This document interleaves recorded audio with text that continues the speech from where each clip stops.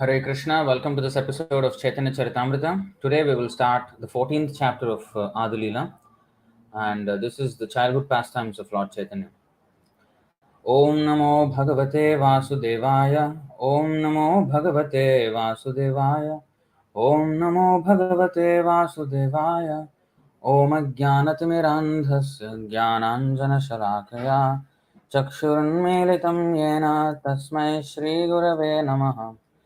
श्रीचैतन्यमनोभीष्टं स्थापितं येन भूतले स्वयं रूपः कदा मह्यं ददाति स्वपदान्तिकं वन्देऽहं श्रीगुरो श्रीयुतपदकमलं श्रीगुरुन् वैष्णवांश्च श्रीरूपं साग्रजातं सहगणरघुनाथान्वितं तं सजीवं साद्वैतं सावधूतं परिजनसहितं कृष्णचैतन्यदेवं श्रीराधाकृष्णपादान् सहगणललिता श्रीविशाखान्वितांश्च हे कृष्णकरुणासिन्धो दीनबन्धो जगत्पते गोपेश गोपिकान्त राधाकान्त नमोऽस्तु ते तप्तकाञ्चन गौराङ्गी राधे वृन्दावनेश्वरी वृषभानुसुते देवी प्रणमामि हरिप्रिये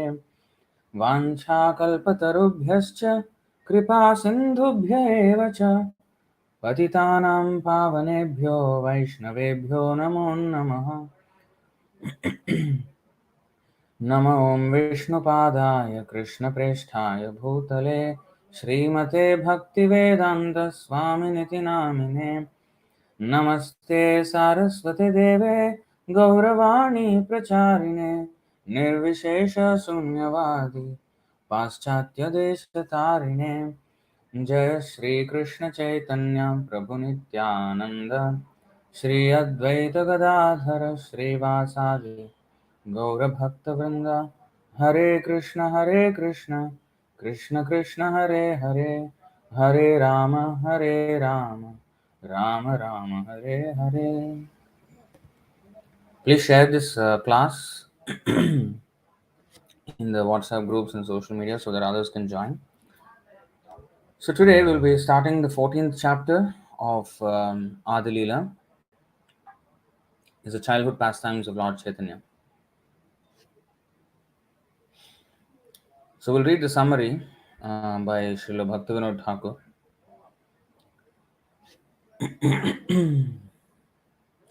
Srila Bhaktivinoda Thakur has given a summary of this chapter in his Amrita Pravaha Bhashya. So this Amrita Pravaha Bhashya is the commentary of Bhaktivinoda Thakur on Chaitanya Charitamrita.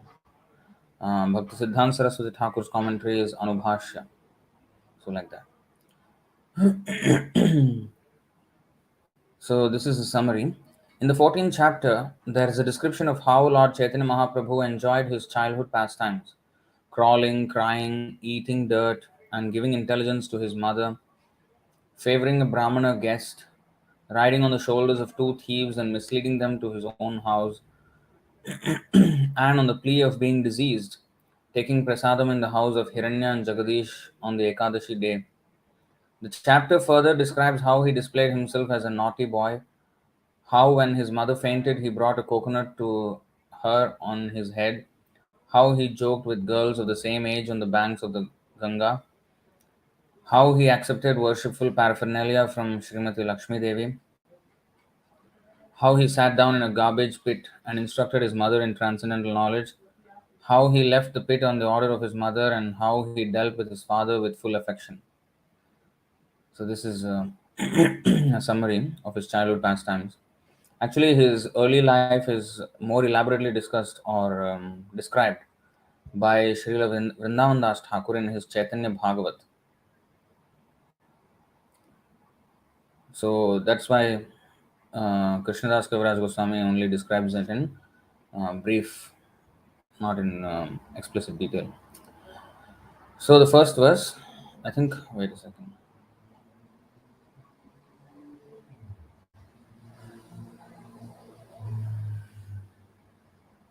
Let's see how many verses we have in this chapter. 97 verses in 14th chapter.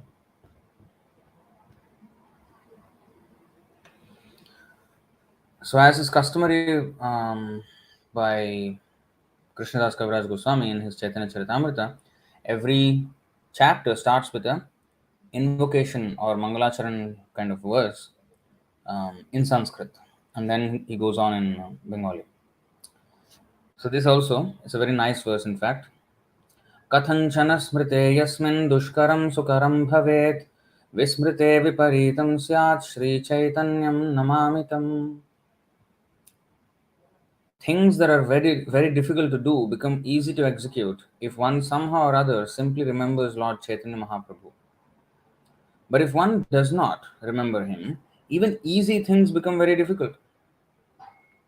To this Lord Chaitanya Mahaprabhu I offer my respectful obeisances. Purport. In his book Chaitanya Chandramrita, Srila Prabodhananda Saraswati says, one who receives a little favor from the Lord becomes so exalted that he does not care even for liberation, which is sought after by many great scholars and philosophers. Similarly, a devotee of Lord Chaitanya considers residence in the heavenly planets a will o' the wisp, means phantasmagoria, or Akasha Pushpa. It's just an imaginary thing, or, you know, not very, he does not take it as very important. He surpasses the perfection of mystic yoga power because for him the senses are like snakes with broken fangs. A yogi, yoga indriya samyama. Yoga entails control of the senses. And a devotee can easily control his senses by engaging them in Krishna's service. And the senses, which are compared to snakes,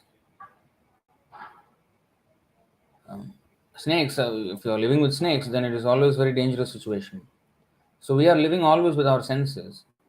Um, and these are snakes. Why they are snakes? Because they come to bite with poison. So they always give us poison. The senses, especially the jnanendriya, the knowledge acquiring senses, what are they giving us? Poison from every direction. So the ear hears something materialistic, which is poison. Vyasana bhujaga sandashta santranam mantram. So in the Mukundamala Stotra, the mantra, Hare Krishna Mahamantra, is described as Vyasana Bhujaga Sandashtama Santrana Mantra. Vyasana Bhujaga. Vyasana Bhujaga means this material world is considered like a great snake. So, materialistic thoughts are actually poison, which keep us in this material world and repeatedly kill us. We repeatedly undergo birth and death because of materialistic thoughts. Because whatever the mind thinks at the time of death, we'll take another birth. And then once the birth is there, there has to be death. So the eternal soul is having to undergo repeated birth and death, which is completely foreign to him, only because of the snake of material existence, material world, Maya. And Maya enters the thought process of the soul through the senses. And therefore, the senses are considered snakes. When we are seeing something, we are absorbing actually. We're absorbing. When we're hearing, we're absorbing. When we're tasting, we're absorbing. So in this way, we're always fed with Maya poison. The snakes. So the senses are like snakes, and protkata damshtrayate. कैवल्यं नरकायते त्रिदशपुराकाशपुष्पायते दुर्दान्तेन्द्रियकालसर्पपटले प्रोत्खातदंष्ट्रायते विश्वं पूर्णसुखायते विधिमहेन्द्रश्चकी महेन्द्रादिश्चकीटायते श्रीचैतन चैतन what is it? Sri Chaitanya Charane. Oh, I forgot. Kurutanuragam. Forgot. Okay. Kaivalyam Narakayate.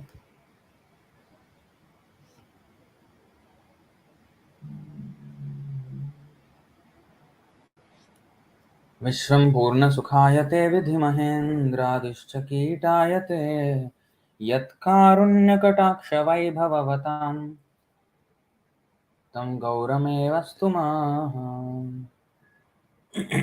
यः कारुण्यकटाक्षवैभववतां तं गौरमेवस्तु. I'm used to chanting this shloka without this tune. So when I did the tune, I forgot. Okay.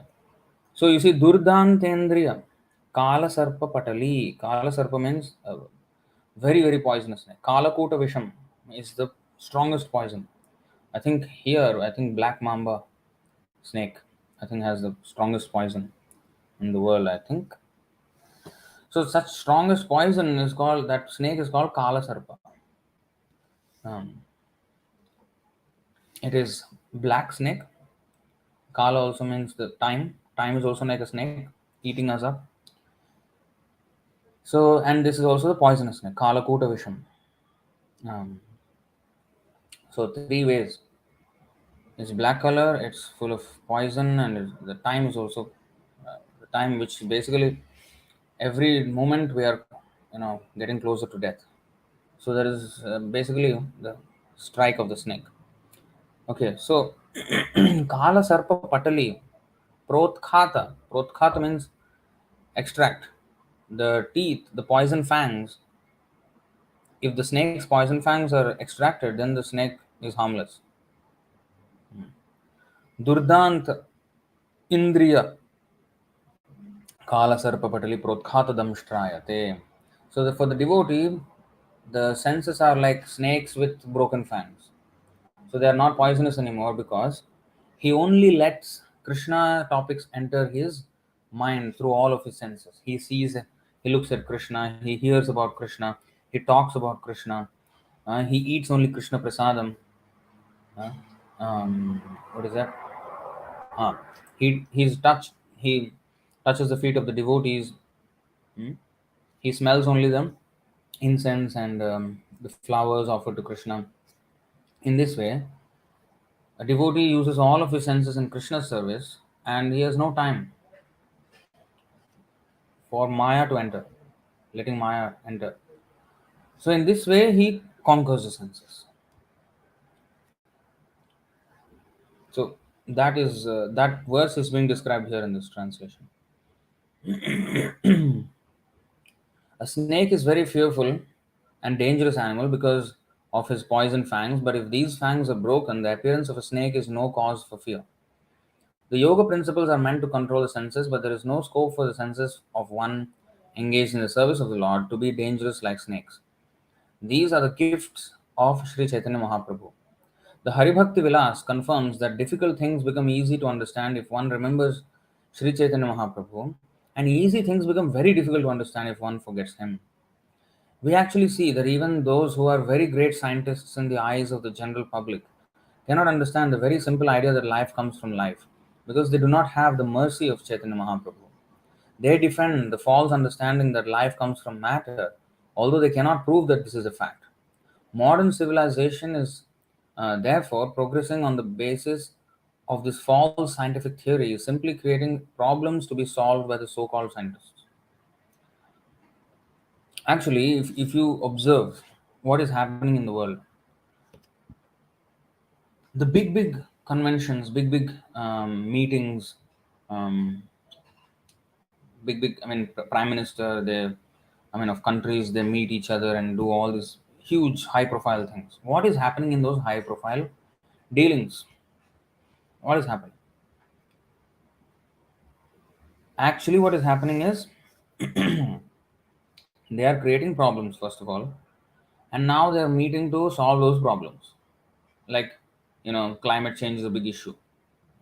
They are saying this climate change will always happen. Every it is natural cycles. Anyway, man is also, I mean, humanity is basically extracting all the oil and all kinds of things they're doing. So when people become sinful and become more interested in material activity, they will complicate things. We think today that advancement means, oh, first world countries, um, with their paved roads and beautiful cities or whatever. and factories and this and that. This we think is advancement, but this is not advancement at all. Where is it advancement? So short term it may look progressive, but it is causing huge repercussions which will affect us in the future, and we stay blind to that until it hits us. So anyway, so at that time they will consider, oh, so when it is not, when the problem is not so imminent, it looks like progress, but actually we are just going towards a problematic situation. And when the problem becomes big enough, then it becomes visible to us. Actually it has always been going towards that, but we fail to see, or we don't advertise it, that aspect of it.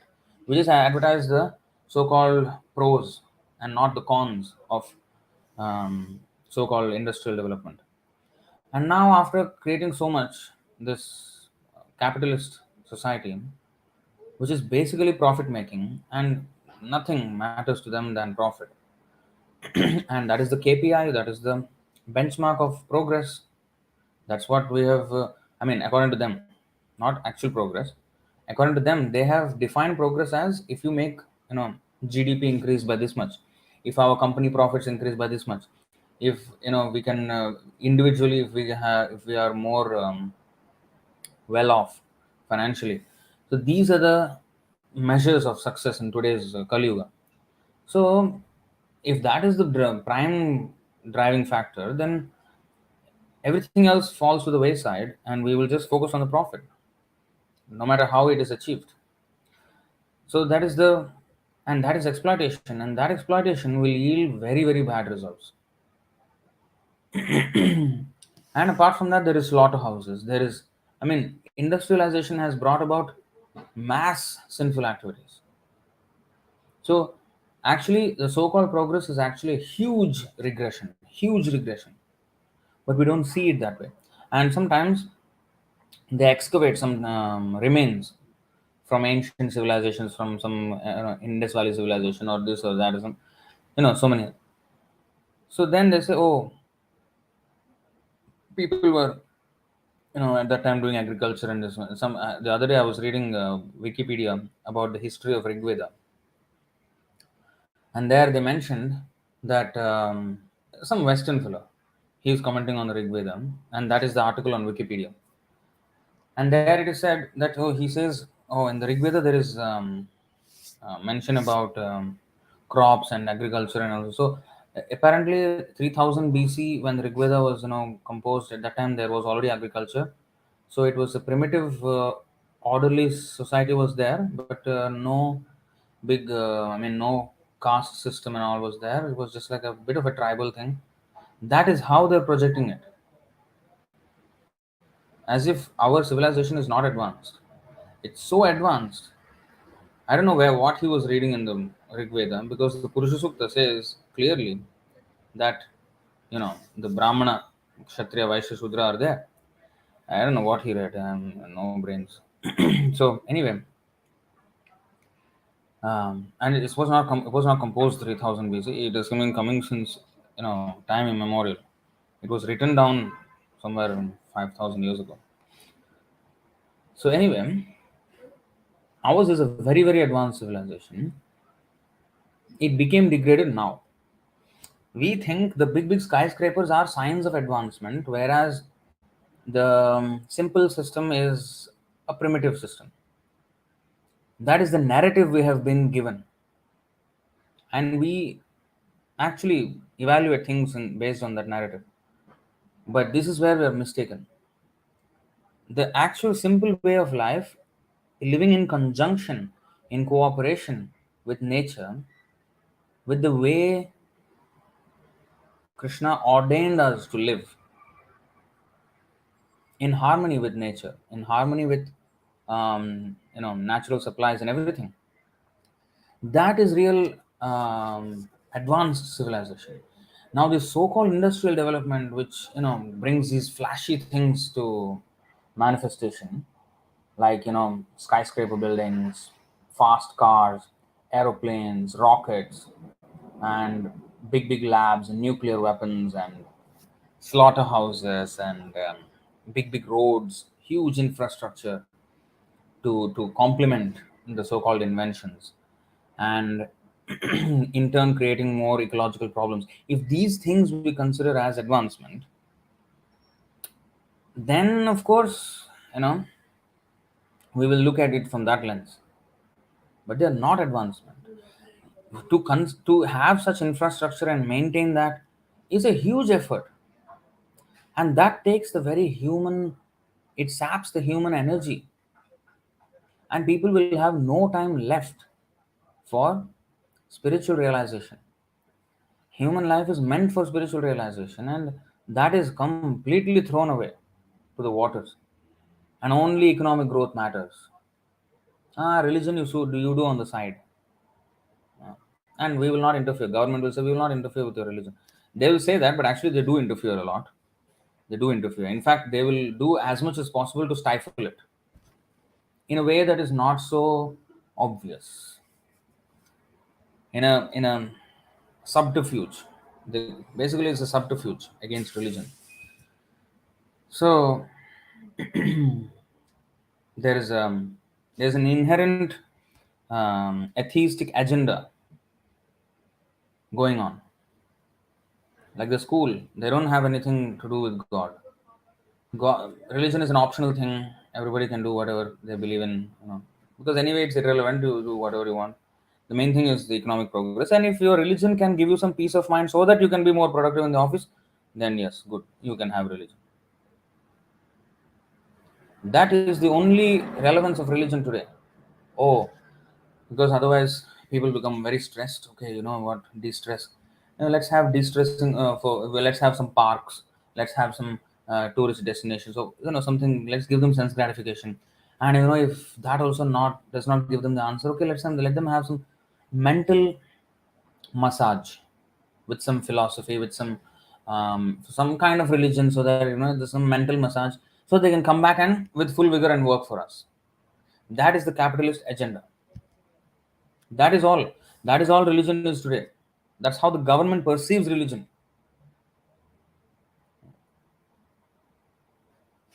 Some people have some faith. Yeah, something is true. Something, some power is there. So okay, let's you know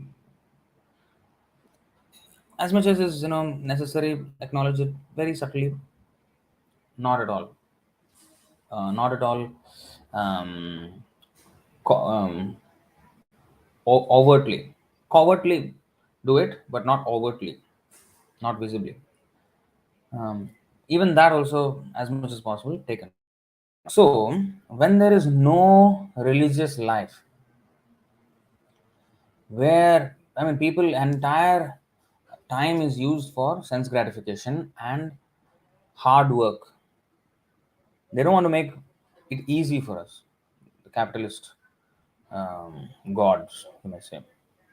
They don't want to make it easy. They want to make us work hard for them and then get our little bit like an ass.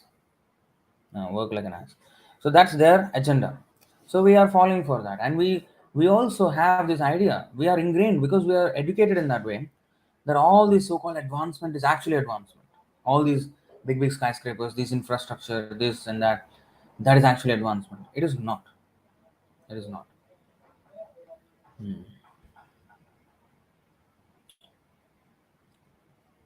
So modern civilization, Prabhupada is writing here, therefore, progressing on the basis of this false scientific theory is simply creating problems to be solved by the so-called scientists. Now they say, oh, the planet is not enough to feed every one of us, and we are getting overpopulated. So let us colonize some other planet, Mars. Again, it comes from atheistic idea that this planet is not enough for us. Um, it is enough by God's arrangement, by Krishna's arrangement. It is well more than enough. Mhm. And even if population increases many fold, it is more than enough. But we should eat, we should live in this world the way Krishna wanted us to. If 1% or 2% of the population lives lavishly at the cost of the rest of course, it's not going to be enough. You give up your nonsense. Live simply, everybody, and then everybody can live peacefully. And the countries, they have resources, but they don't give it to the people who actually need it, because, you know, and still UNICEF, UN, they will ask donations from you. I have seen, this YouTube ads. Oh, Ukraine, there is some, war going on, so please donate. Africa, some children are, not getting food, so please donate. What are these big rascals, like, Bill Gates and all, big masterminds of nonsense? What are they doing with their money? They can give, no? Why they have to ask money from us? They have so much money, and still they ask common man, give, donate. Huh? So, I mean, huge imbalance, a lot of hypocrisy everywhere. So, it is only because of godlessness that we feel inadequacy in this world. Because, as there is a saying, God, there is enough, God has made enough for man's need, but not for man's greed. Because for man's greed, there is no limit. There is a nice conversation between Vamanadev and Bali Maharaj.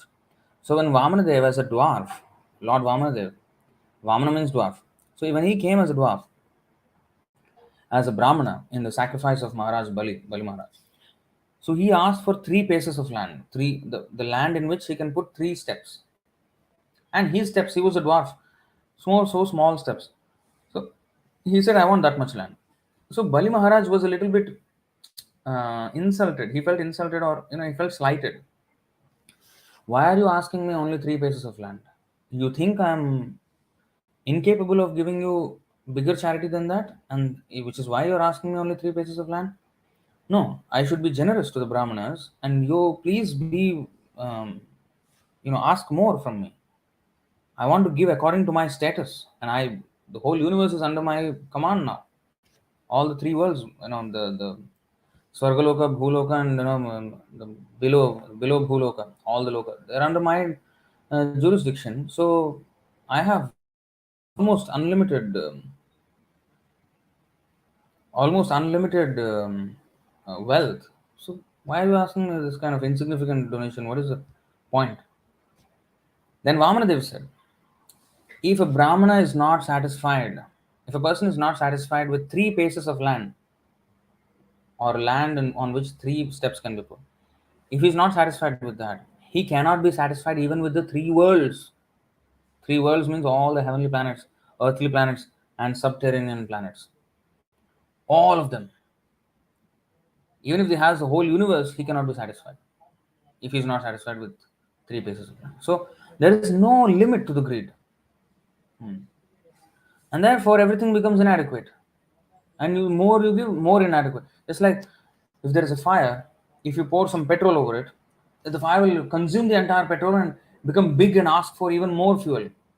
Oh, okay, don't be so fear, I'll give you more fuel. Give some more. And it will become even bigger and ask for even more. So that is why it is said here, Dushpurena nalena cha 439, right? 339, sorry.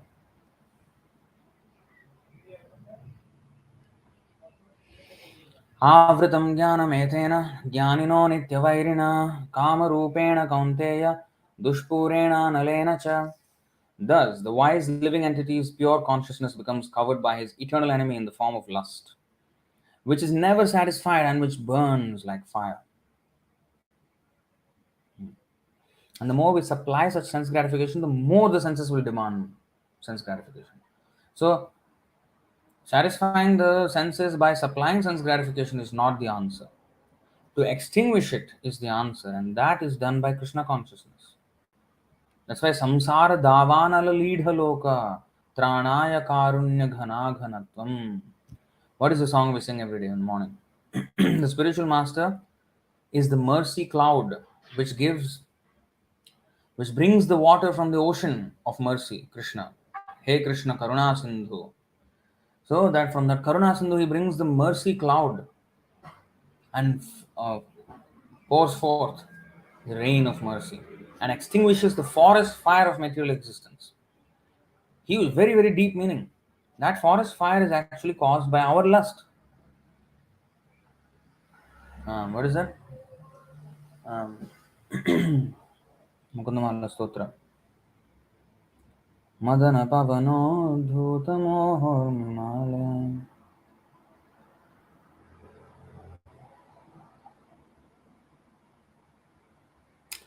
Oh yeah. तृष्णातो ये मदन पवनो धूत मोहोर्मिमाले धारावर्ते तनय सहज ग्राह संघाकुले च संसाराख्ये महति जलधौ मज्जतां नस्त्रिधामन् पादम्भोजे वरद भवतो भक्तिनावं प्रयच्छ. O Lord of the three worlds, we are drowning in the vast ocean of samsara. Here it is compared to an ocean, there it is compared to a fire. Both are intolerable situations, which is filled with waters of material hankering, with many waves of illusion whipped up by the winds of lust. Madana pavano dhuta mohor mimale. Uddhuta, you know. Uddhuta means stirred up. You know, when you have a big, you know what is Trinavarta demon? Trina means grass. Avarta means, you know, like this Avarta here also. See, Avarte. Whirlpool. Whirlpool in the water or in the air is considered an Avarta. Trinavarta means where grass and all these dust and everything is like a whirlpool, dust whirlpool. That is called Trinavarta.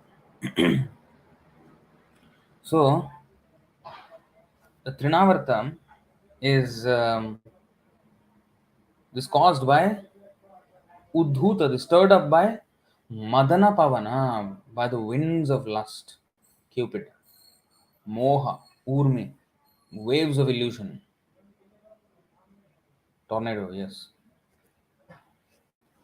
So this tornado, Trinavarta, is swept up by the winds of lust, and the same wind will in the forest move the bamboo, the dry bamboo trees, and then they strike one another, and this huge fire starts. So all that is starting from the lust. And dushpurena analena cha. And the same thing is explained in Srimad Bhagavatam. Let's finish this translation. Whipped up by the winds of lust, with the whirlpools of wives. Wife is considered a whirlpool, drag you down. The tornado brings you up and throws you after that, and the whirlpool brings you down and sink you. So very dangerous situations. And with vast schools of sharks and other sea monsters who are our sons and brothers. Quite strong. O giver of all benedictions, please grant me a place on the boat of devotion that is your lotus feet. This boat is not simply like a small, lifeboat. This is a huge ship, so huge that it is like a bridge. It spans from that shore to that shore. In fact, that's why the ocean of illusion becomes like a water in the hoof print of a calf. Nothing. So anyway, you see, in this nightmare vision, all the dear and familiar things in life become fearful. And yet, this is an accurate assessment of material reality. King Kulashekhar's oceanic metaphors are not fanciful but show us vividly what actually is.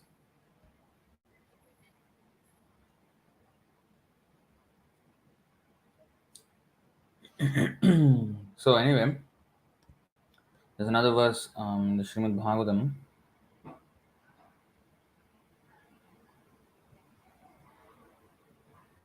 I think 9:19:14 is it? Yeah, 9:19:14 Srimad Bhagavatam. न जातु कामः कामानाम् उपभोगेन शाम्यति हविषा कृष्णवर्त्मेव भूय एवाभिवर्धते. As supplying butter to a fire does not diminish the fire but instead increases it more and more, the endeavor to stop lusty desires by continual enjoyment can never be successful. In fact, one must voluntarily cease from material desires. And this voluntary cessation of material desires does not come automatically. We have to have greater satisfaction. Rasavarjam rasopyasya param drishtva nivartate. Param drishtva. When we see the superior enjoyment of Krishna consciousness, superior bliss, then we can give up. So, protkhat damshtrayate. A devotee can easily deal with the snakes of material existence or the senses because he has this higher taste of Krishna consciousness. The author of Sri Chaitanya Charitamrita takes shelter of Lord Chaitanya Mahaprabhu to describe the pastimes of his appearance as a child because one cannot write such transcendental literature by mental speculation. One who writes about the Supreme Personality of Godhead must be especially favored by the Lord. Simply by academic qualifications, it is not possible to write such literature.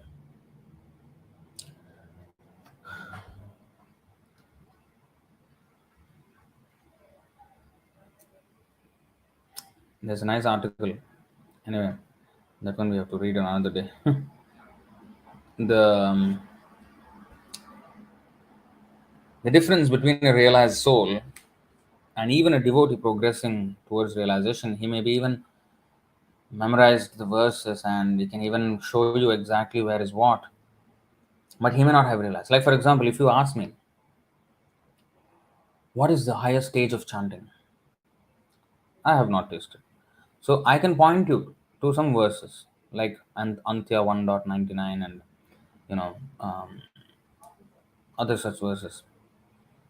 Now I have not tasted it. Although theoretically we accept, okay, this is the stage. We've not actually attained that stage.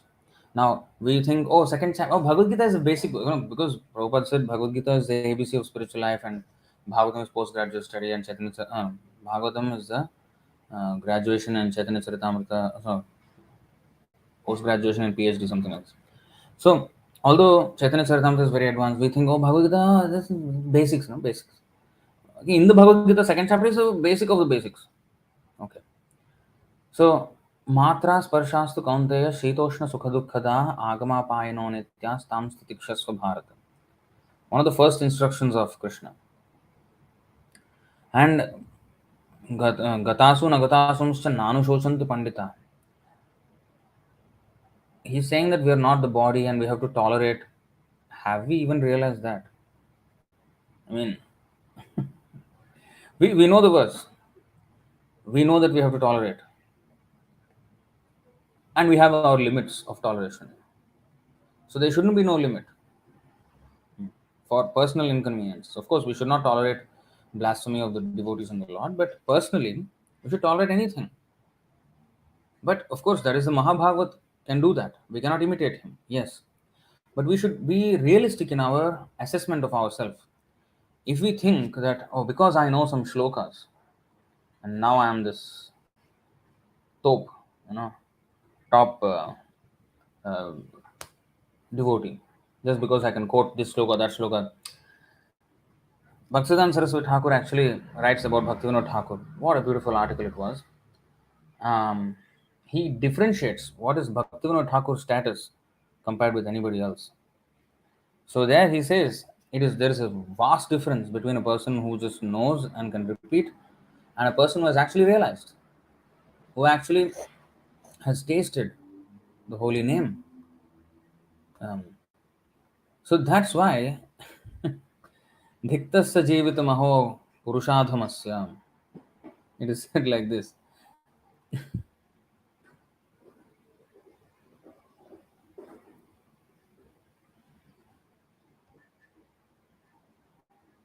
Hmm. Dhanyam punyatamam tadeva sharanam paramam daivam hi satsiddhaye. This is the punyatamam, most fortunate and most pious. Dhanyam, full of all auspicious. And what is the inauspicious? Next to us, condemnation. Dhik tasya jivitamaho purushadhamasya. Who is the purushadhama?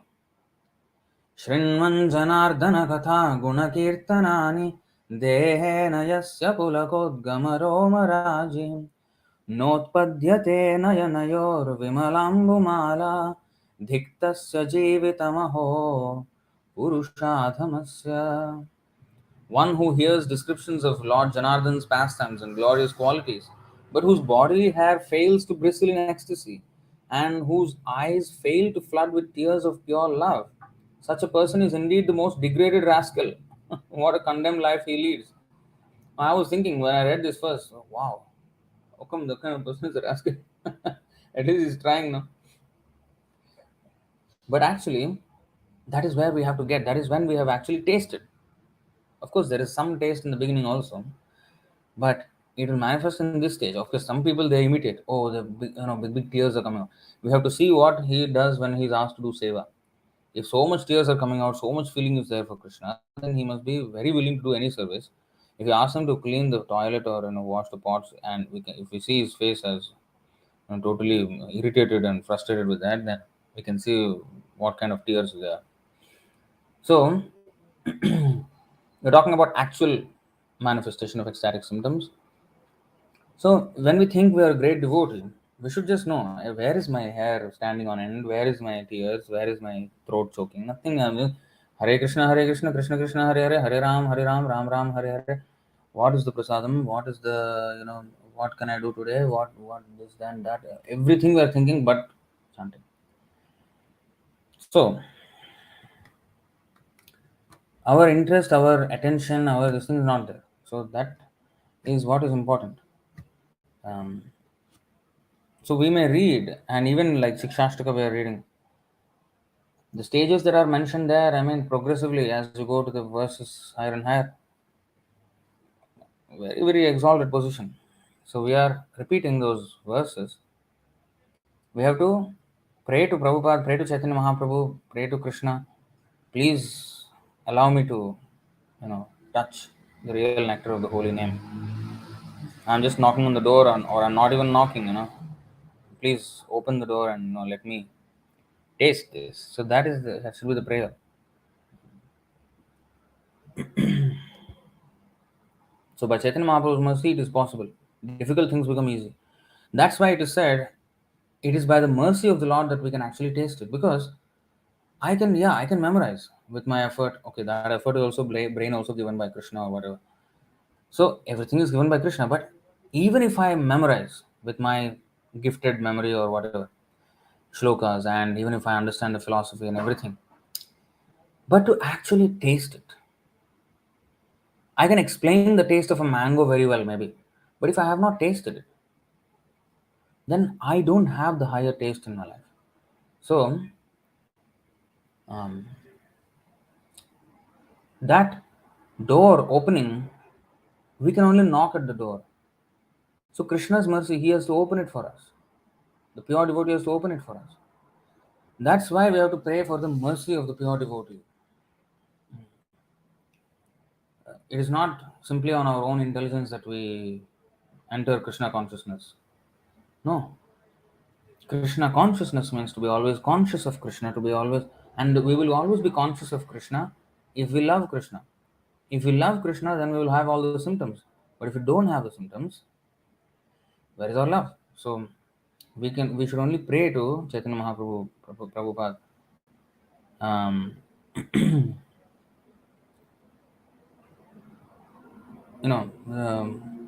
that for them to actually bestow such mercy so that we can enter into the understanding, enter into the. That's why every time Krishna Das Kaviraj Goswami says Rupa Raghunatha Pade Hoibe, what is it? No, that is an Narottam Das Thakur. Narottam Das Thakur also. Rupa Raghunatha Pade Hoibe Akutim Tabe Hame Bujhabo Shri Jugala Priti. So when Rupa and Raghunath Goswamis they bestow their mercy, then I can witness the transcendental pastimes of Vrindavan. So until then, I cannot enter into those realms.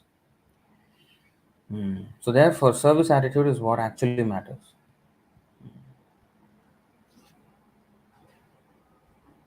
And all our learning should lead to that humility and our service attitude. But if it does not, then we are just standing outside. We are not entering. And we can fall away from there. Dangerous. So I'm not saying that we should not learn or memorize slokas or we should not try to understand the philosophy. We should. Why we should? Because that is service to Krishna.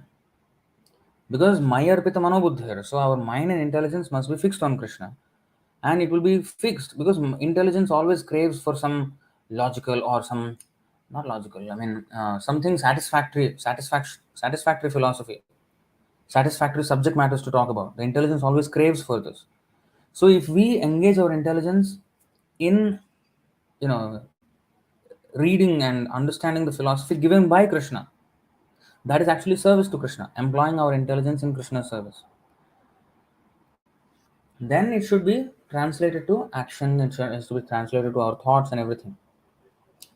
So this is also service. We have to read, not just, it is not an accumulation of knowledge here. It is an accumulation, it is a service we are rendering to Krishna by discussing his philosophy. Otherwise, if we don't discuss his philosophy, we will discuss something Maya, then we will become asati, we will become unchaste. So to remain chaste, we have to read about Krishna's philosophy and everything. But if we become puffed up and saying that, okay, I know this much, I have collected this much, I'm so qualified, I'm this and that. So if we use that for our gratification, for our aggrandizement, then we have lost the plot.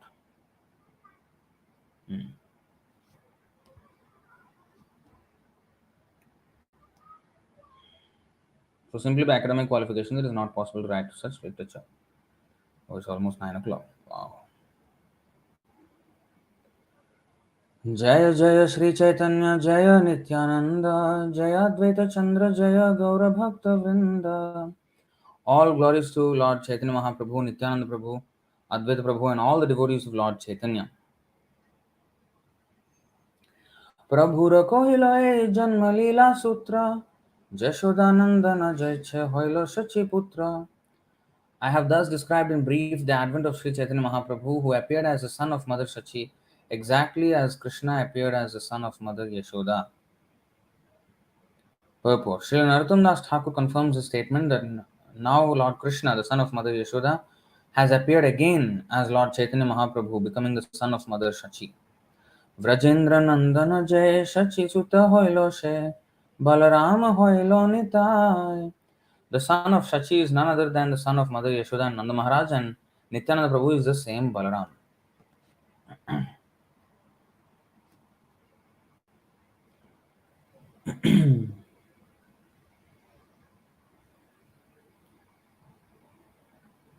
संक्षेपे कहिलो जन्म लीला अनुक्रम एबे कहे बाल्य लीला सूत्रेर गणना. I have already briefly spoken about the pastimes of his birth in chronological order. Now I shall give a synopsis of his childhood pastimes. Vande Chaitanya Krishnasya Balya Leelam Manoharam Laukikima Pitamisha Cheshtaya Valitantaram. So this is again, you know, verse by Krishnadas Kaviraj Goswami in Sanskrit.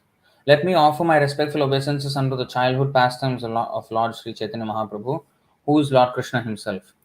Although such pastimes appear exactly like those of an ordinary child, they should be understood as various pastimes of the Supreme Personality of Godhead. Purport. Now, this is not some hagiography. I don't know how it is pronounced. Let me just look it up.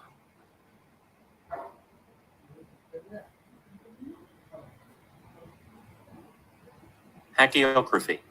Hagiography. Hagiography means a biography that treats its subject with undue reverence.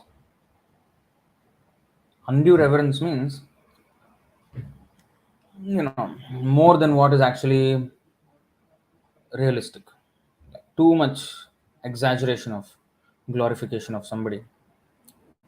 So, see here it is said, although such pastimes appear exactly like those of an ordinary child, they should be understood as various pastimes of the Supreme Personality of Godhead. Oh, just an ordinary child's activities, now they're saying it is a God. God's activities. They're just writing a hagiography. So it is not a hagiography. Because although they look like ordinary child's activities, but they're not ordinary enough, because such activities are not possible for a child. Like the things that have been mentioned in the summary of Bhaktivinoda Thakur, and later we will read in the subsequent verses of this chapter, those are not possible by a child. Like Krishna, although he's like growing like a child and everything, but who can suck the breast of a woman and kill her? How can he have such power?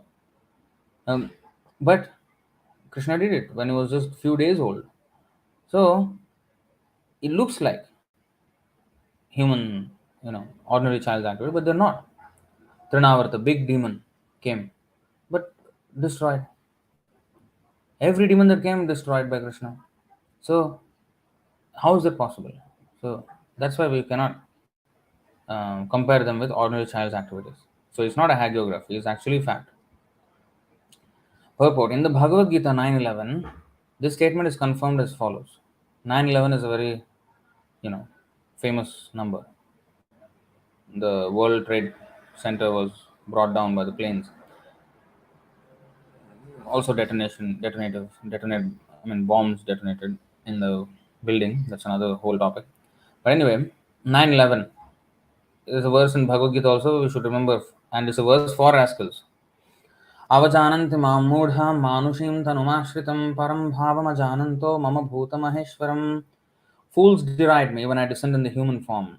They do not know my transcendental nature and my supreme dominion over all that be. So fools deride me. To execute his pastimes, the Supreme Personality of Godhead appears on this planet or within this universe like an ordinary human being or ordinary or human child, yet he maintains his superiority as the Supreme Lord. Lord Krishna appeared as a human child, but his uncommon activities, even in his childhood, like the killing of the demon Putana or the lifting of Govardhan Hill, were not the engagements of an ordinary child. Similarly, although the pastimes of Lord Chaitanya as they appear will be described in this chapter appear like as they will be described in this chapter appear like the activities of a small boy, they are uncommon pastimes impossible for an ordinary human child to execute.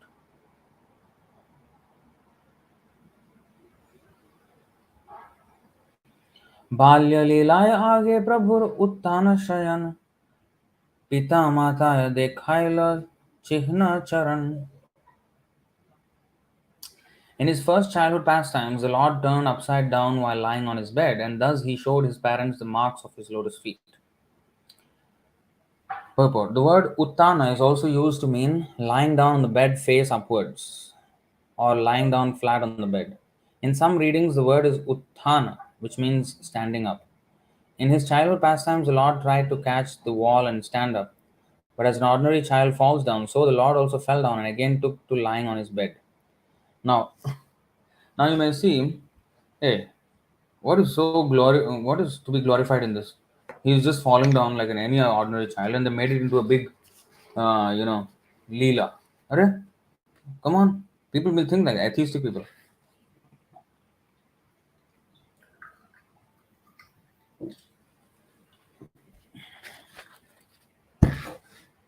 He just fell down, or he's just lying, on the bed, upside down or whatever. So this any child would do. What is so special in this? That is also a pastime. Well, yes, because charan chihna, the marks of the lotus feet of the Lord, which are not there on any child's feet. So he is blessing his parents by showing the marks on his feet. And what are the marks? We'll read about it. गृहे द्विजन देखी लघुपद चिह्न ताहे शोभे ध्वज वज्र शंख चक्र Meena. This is the difference. When the Lord tried to walk, in his small footprints, the specific marks of Lord Vishnu were visible, namely the flag, thunderbolt, conch shell, disc, and fish. So this is not possible for an ordinary child, no? This is not possible. So it looks like, oh, he's just falling down and standing and walking and trying to again fall down. Shobhe Dhwaja Vajra Shankha Chakra Meena. These are not possible for an ordinary child.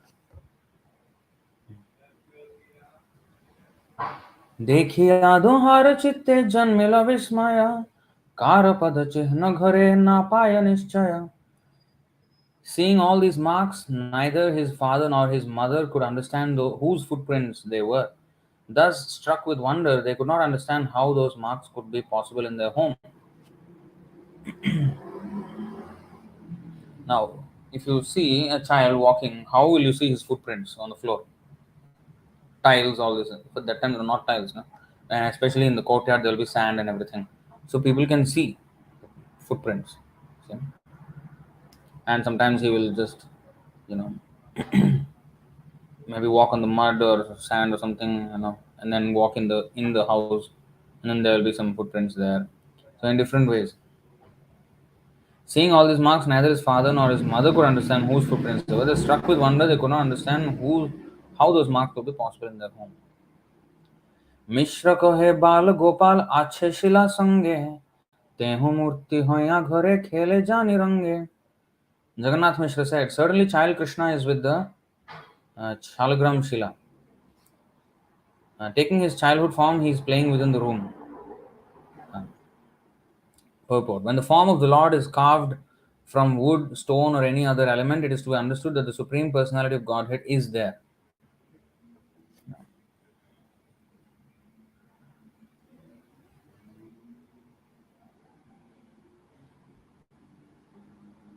According to authorized Vedic descriptions, if one makes a form of the Lord out of these elements, it is considered the Supreme Lord. Shaili Darumayi Lauhi Lepya Lekhya Chasaikati Manomayi Manimayi Pratima Ashtavidha Smrita. The deity form of the Lord is said to appear in 8 varieties: stone, wood, metal, earth, paint, sand, the mind, or jewels.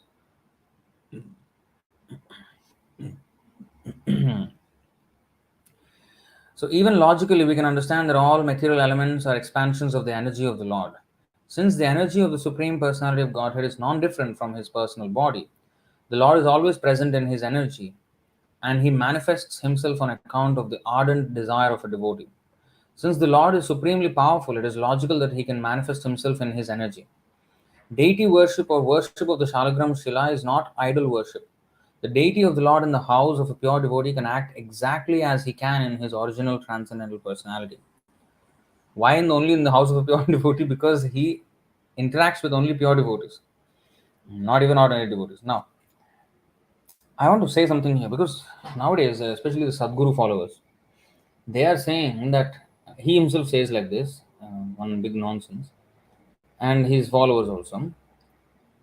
They're saying that the temple is a place of special energy because of Vastu, because of, they'll show some, I saw a video where they were showing some kind of a computer graphics, with some power, and then Garuda Stambha is there. One guy, the string channel, the guy who tried to roast me, he was doing, a small video. There in that video, I saw this, that people pay their respects to Garuda Stambha. He was saying, oh, people do respects to this Stambha, but they do not know why they're doing it. But actually, you know that energy of the temple, that vastu, because of the vastu, because of the structure, that energy is, it takes from the earth, and it passes through the stambha, and then when people touch their heads, they feel spiritual, they feel very energized. And when you enter the temple, unmistakably you will feel this energy, that is so vibrant, so this thing. That is not that is not the explanation of a temple.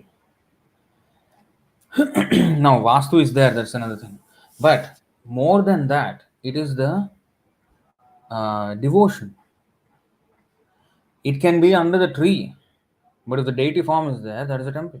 And Narayana says, no, no, wherever there is some special energy, I will, and when the temple is constructed with correct Vastu, then I will be there. No, he did not say. Yatra gayanti madbhakta, tatra tisthami narada. Naham tisthami vaikunte, naham yoginam hridayeshuva. I am not in the hearts of the yogis. I am not in Vaikuntha actually, or in temples. I am there where my devotees are glorifying me. What is this energy? Energy. What are you going to do with the energy? Go back and do your nonsense materialistic activities. What rubbish energy is that? So, energy means this is not some vague thing. This is all nonsense, rubbish talk. The real thing that purifies a person is the topics of the Lord. When we hear about the Lord, the glories of the Lord, then, and when we understand that we are only a insignificant, you know, um, servant of God, That's when our relationship is established with the Lord, and that is what purifies us. The contamination in this material world is because we have forgotten our relationship, and when we hear about the Lord from a pure devotee, then our relationship is re-established. It doesn't matter even if we were discussing it in hell, in surrounded by blood and dead animals and dead people and stinking place. If we discuss the topics of Krishna, that is a temple.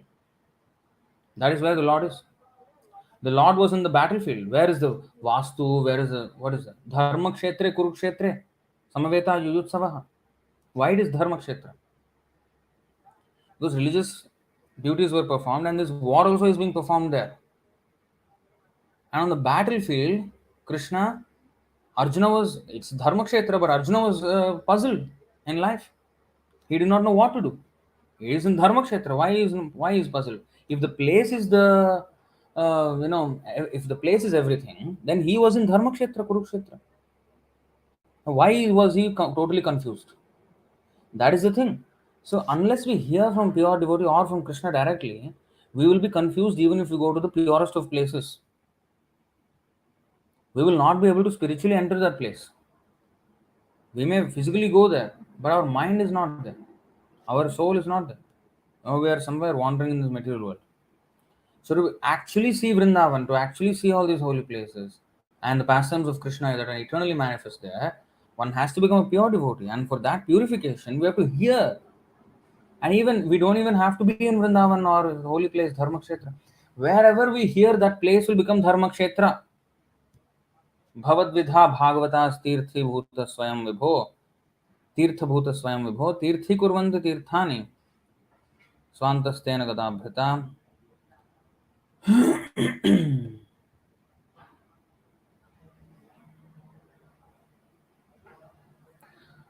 My Lord, devotees like your good self are verily holy places personified. Because you carry the personality of Godhead within your heart, you turn all places into places of pilgrimage.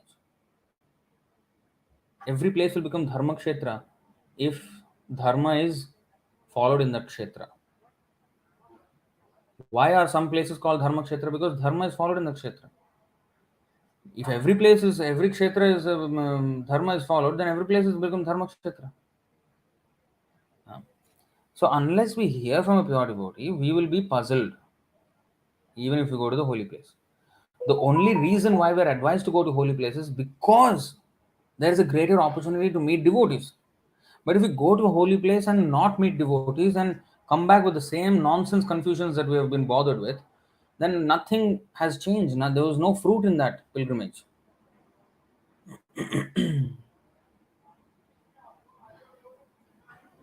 That is stated here, no? We all know the verse. यस्यात्म बुद्धि कुणपेत्रिधातुके स्वधि कलत्राधिशुभौम इज्जधि यत्तीर्थबुद्धिः सलिलेन तर्हि चिज्जनेष्वभिज्ञेषु स एव गोखरः. One who identifies himself as the inert body composed of mucus, bile, and air, who assumes his wife and family are permanently his own, who thinks an earthen image or the land of his birth is worshipable, or who sees a place of pilgrimage as merely the water there. Oh, I have gone to Rishikesh, Haridwar, and I have taken Ganga San and come back. Hare Krishna.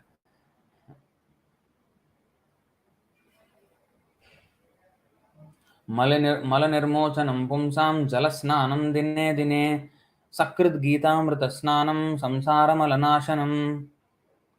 Gita Mahatmya of Shankaracharya. What did he say of Bhagavad Gita? If you take bath in the Ganga every day, you will become purified of your physical impurities, and also slowly you will get purified even spiritually. But Sakrit Gitamrita Snanam Samsara Malanashanam. Once if you bathe in the water of the Bhagavad Gita, that means take this instruction. Samsara Malanashanam. The dirt of this material existence becomes washed off. So that is the real snan we have to take. Ah.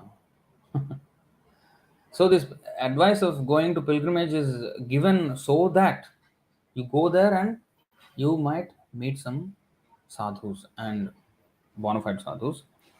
In Kali Yuga, that's a big problem. So therefore, Narottam Das Thakur said, Tirthayatra Parishram Kevala Maner Bhram.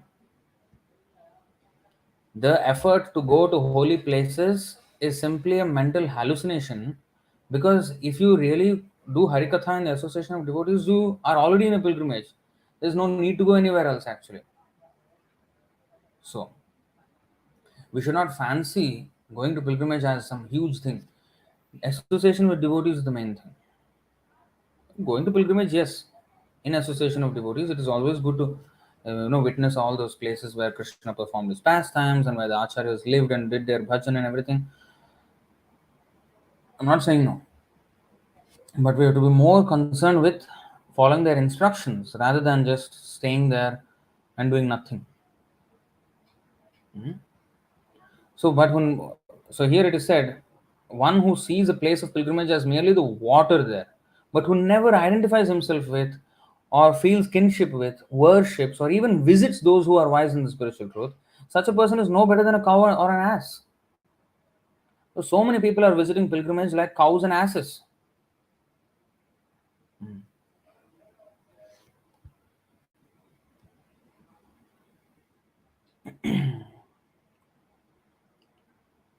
So this energy thing nonsense we have to stop, making it into a vague impersonal nonsense.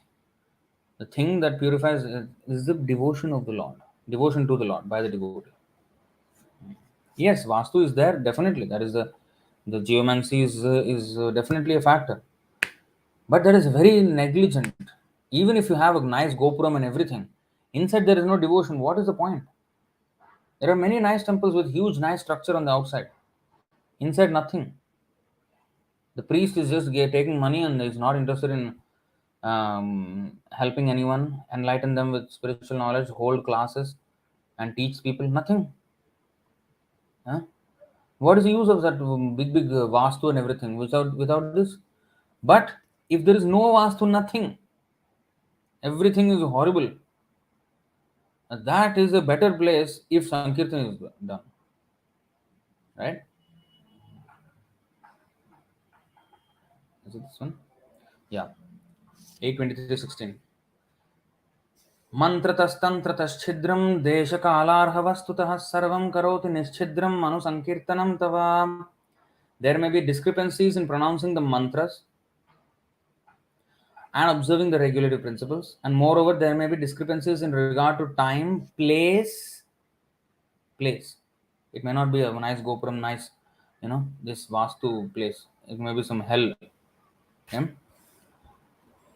There may be discrepancies in regard to time, place, person, and paraphernalia. But when your lordship's holy name is chanted, everything becomes faultless. Not only holy name, the topics of Krishna also. Anusankirtanam means following in the footsteps of great acharyas and glorifying the Lord in that way, in the ways that they have established. That is Anusankirtanam. Glorifying means chanting his name and also discussing his topics. So wherever these things are discussed, glorification of the Lord is there, that is a holy place. And especially so in Kali Yuga. Why Dwapare Paricharyayam Kalautad Harikirtanat? In Dwapara Yuga, big opulent temple worship is the way to go, way to liberation and attain love of Godhead, Yuga Dharma. And in Kali Yuga, the Yuga Dharma is Harinam Sankirtan. Why? Why it is not said temple? And then if Harinam Sankirtan is the Yuga Dharma, then why are we having temples? Why are we constructing temples? So our temple constructions or having a place where Lord is worshipped is not cannot be done at the level where Dwapara Yuga big temples were built. Today you can see temples are all practically vacant, and eventually it will become in such a way that the governments will become so atheistic that you cannot have a temple, and we will have to make do with whatever places we can meet. So wherever we meet, if we glorify the Lord, that is a temple. Temple will look like a house. I think that is also there in the Bhagavatam. Ordinary temple will become an ordinary home, something like that. It is there in one verse. Can somebody help me take that out?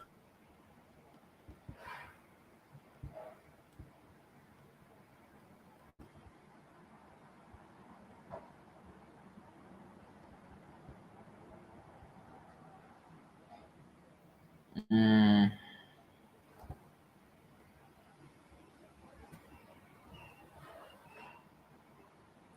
There is a Prabhupada quotes it in in a letter also.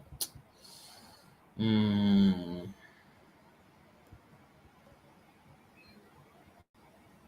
Somewhere in the 12th canto, the predictions of Kali Yuga, temples will look like ordinary homes or houses or something like that.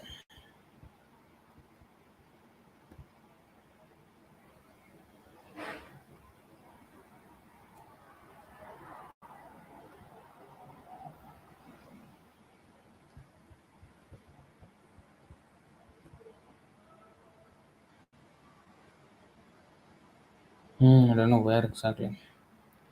Anyway, so in this Kali Yuga, everything is like that. Everything is faulty.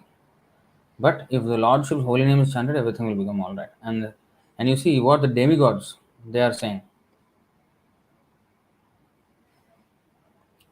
5:19:24. This is a very important verse.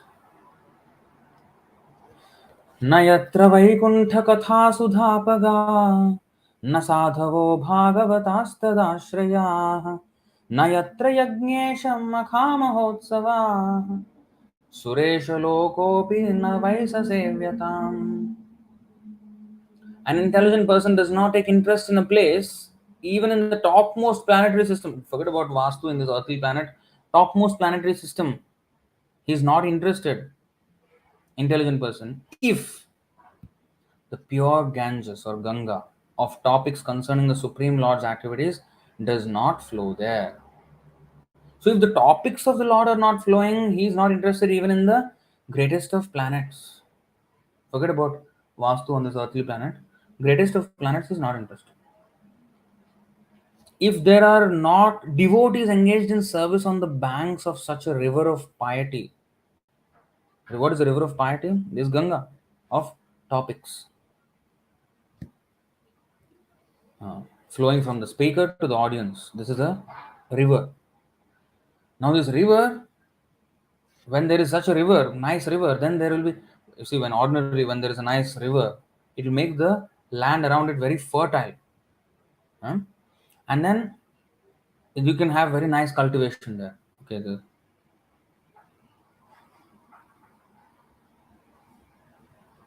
a sacred place will be taken to consist of no more than a reservoir of water located at a distance. Okay, this is one. That is definitely one thing. Another thing is temples or places of worship will resemble ordinary homes or something in that, um, something to that effect. I do not know if I don't know where to find that. Somewhere I read. This is also a very good one. Sacred place will be considered to consist of no more than a reservoir of water located at a distance, not nearby. Nearby, I must go Haridwar. Calcutta, the same Ganga is going. No, no. I must go Haridwar or Gangotri. There in the Ganga, I must take snan. So they are making so much effort to go there, only bathe and come back without meeting the devotees. So that is what is the use of such efforts? Tirthayatra parishram kevala maner brahma. So whenever there is this Krishna Katha, yes, Krishna Katha,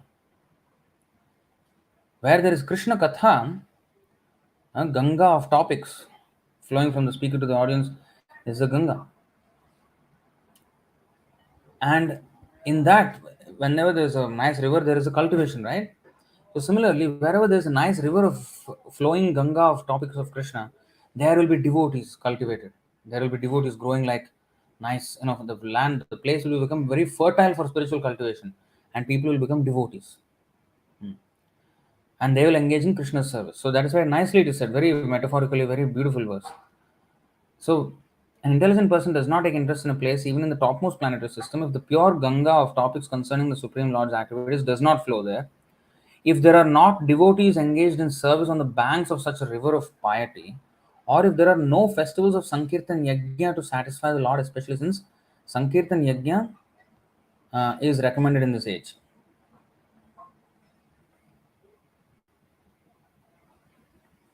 12 to 12. There we go. Cows will be like goats. Spiritual hermitages will be no different from mundane houses. And family ties will extend no further than the immediate bonds of marriage. Actually, that is also true. Marriage, it used to be a huge joint family with all the parents, grandparents, everybody is in the same house. I was in that such a house, in a joint family house when I was a small boy. My grandparents were staying, my parents' brothers were staying in one house. And now you can't even imagine that. I mean, even the whole family, the father goes away. It's a broken family. Father and mother is also not there in the same house. A single mother with children, some children also will go away to somewhere. There's no family structure anymore. There's no stability in the society anymore. Okay, that's another topic. But 12 to 12. Okay, let's. Thank you for the pointer. So I'll show you something interesting. क्षीयमाणेषु देहेषु देहिनां कलिदोषतः वर्णाश्रमवतां धर्मे नष्टे वेदपथे नृणाम्. Hmm?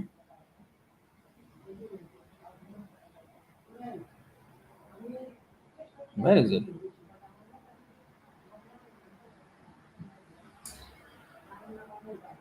Oh, it's not 12 to 12. Okay, wait. This is actually 12 to something.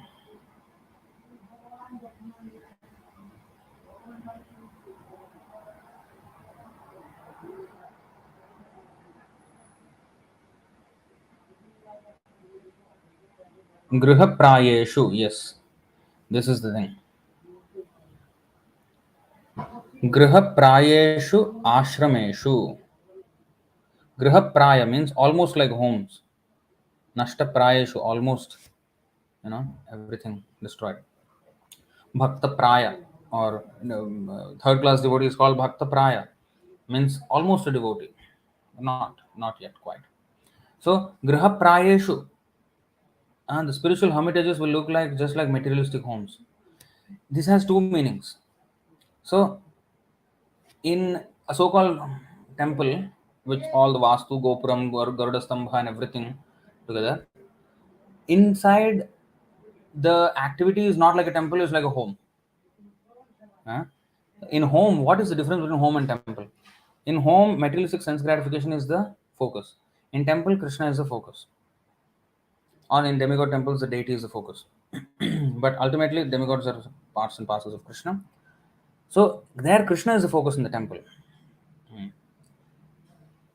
Whereas in the house, our own sense gratification. Now in the temple, it will become like a home, materialistic homes. That is one meaning. Another meaning is a place in Kali Yuga, a place where actual Krishna consciousness is going on, will resemble a house. Because by the government's laws, like in China, they're staying in an apartment and you can't even show that you have a temple, can't even register. So they're doing a lot of undercover operations there. So, I mean, these kinds of things will happen more and more in Kali Yuga as Kali Yuga progresses. There will be so much restrictions on temples and everything because people become atheistic and they will stifle all these things. So they will look like materialistic homes. So I was actually thinking only the other meaning, where temples, where places of worship, they'll become like ordinary homes, like consciousness of Krishna is no more there and they just behave like materialistic people. But Prabhupada used this, quoted this in a letter saying, it's okay if you can get just a room or something, some place where you can conduct your programs, because in Kali Yuga, this he quoted, Griha Prayashu Ashrameshu. I think maybe he did not quote the Sanskrit. The prediction of Kali Yuga is that temples will be like ordinary homes. So it's okay if it is like an ordinary home, but it should be a temple because of Hari Katha, Krishna Katha and Sankirtan, and this is the main thing. So Prabhupada was encouraging him like that. So Griha Ashrameshu. Oh, Finland banned praying in many public places already. Wow, it looks like this nice human rights country. At least we see Finland as a place where you have so much freedom there. You have, it's a very scenic place, and like very very beautiful, and people are so nice, so free, so open minded. And this is what I'm hearing now. Finland banned praying in many public places already. So, I mean, this is coming everywhere. Like you see, even in Singapore, we are in a place where, sometimes people come and say, "What is this third floor? A temple in third floor? What is this third floor temple?" Okay. I thought it was going to be a temple, they say like that. Then always I tell them, "Sir, temple is not this. Temple is this. What they are speaking in the temple. That is what matters. The only shape you are saying. Huh? Inside what is going on? You go to all the temples which have the shape. What they are speaking. They're not speaking anything. They're silently collecting money and chanting some prayers which he also doesn't understand, the people also don't understand. Huh? So, what is the real temple? Where Harikatha, where your life changes? Not that you go to a temple and come out and you're still doing the same nonsense things and your desires haven't changed, your confusions haven't gone, and your lifestyle hasn't changed, nothing changed. No purification of thought or action or words. What is the use of the temple? Uh, but Graha Prayash Ashrameshu. If a ashramesh even is like looks like a Graha, but if there is a Harikatha, that is temple. So we should know. That's why you see the demigods. You see, an intelligent person here, as I said, the demigods are saying this. Devatas are saying this. Now here we have Devata temples on the earth. We have Krishna's temples, but the Devatas themselves are saying an intelligent person does not take interest in a place. They did not say, "Oh, an intelligent person does not take interest in a place where the vastu is not proper, where there is no gopuram, where there is no Garuda stambha, where there is no this, whatever all the nitty gritty of the temple." No, he did not. They did not say. They're not saying this. Intelligent person does not take interest in a place, even in the topmost planetary system, if the Ganga of the topics of Krishna are not there, if there are no devotees there, if there is no festivals glorifying the Lord, then an intelligent person is not interested in such a place. People are sometimes very, like even devotees. Oh, I got job in America, Prabhu. Thank you in your mercy, Prabhu. Hare Krishna. I will go to America and Krishna has blessed me with this job. Yeah, you're going to a place where there are no devotees, where there's no temples, where there is no what is this topics of Krishna. Going there and doing what there? So that means you're not intelligent. This verse says that. I mean, this verse here. I always show the screen used to be on this side. Okay, so this verse says that. Hmm. So we should not be too uh, enamored by these things. The main thing is the devotees, association of devotees.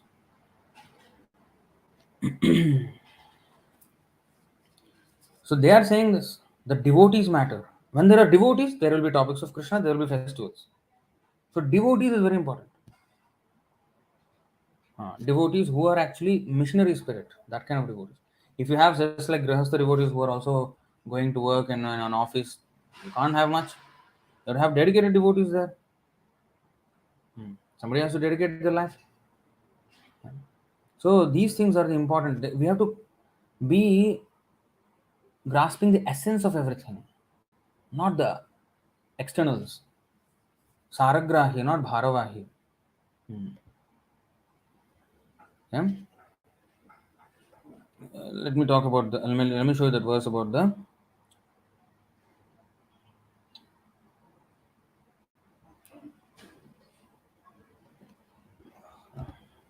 Ganga.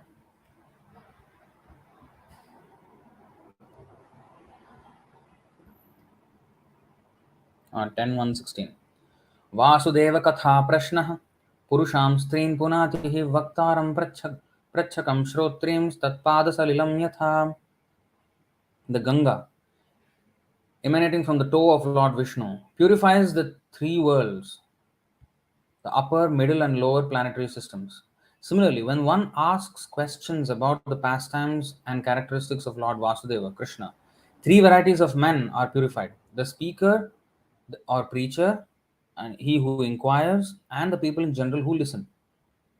All of them become purified. So, this is the Ganga of topics. Nayatra Vaikuntha Katha Sudha Apaga. Nayatra, what is that?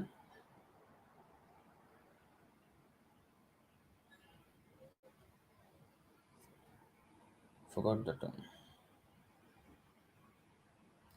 519:24. न यत्र वैकुण्ठकथासुधापगा न साधवो भागवतास्तदाश्रयाः न यत्र यज्ञेशमखामहोत्सवाः सुरेशलोकोऽपि न वै स सेव्यताम्. So this is the important thing. So anyway, since the Lord, the reading on from the purport again, since the Lord is supremely powerful, it is logical that He can manifest Himself in His energy.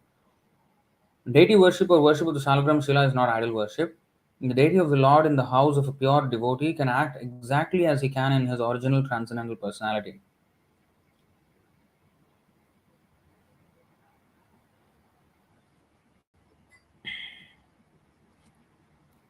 Balram is saying, I think Prabhu, we can go to office, but money should be used under Krishna's service. See, how can you use money in Krishna's service when there are not some dedicated devotees actually running a temple where you can actually contribute your money? So if there's no temple, how are you going to use money in Krishna's service? What are you going to do with the money? So therefore, you need devotees who are dedicated. Even for those who want to work and contribute, you have to have a temple who run by dedicated devotees. Then you can contribute there to the mission where they are actually doing the mission of propagating the Sanatana Dharma, Krishna consciousness. Hmm.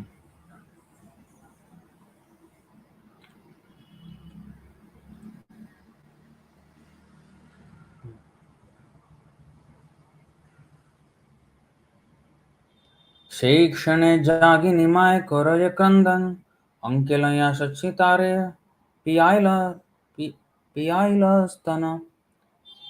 9:30. I think another 10 minutes we will do and we'll stop.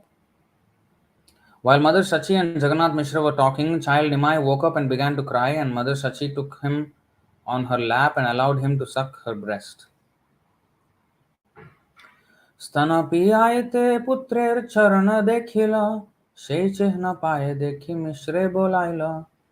While Mother Sachi was feeding the child from her breast, she saw on his lotus feet all the marks that were visible on the floor of the room, and she called for Jagannath Mishra.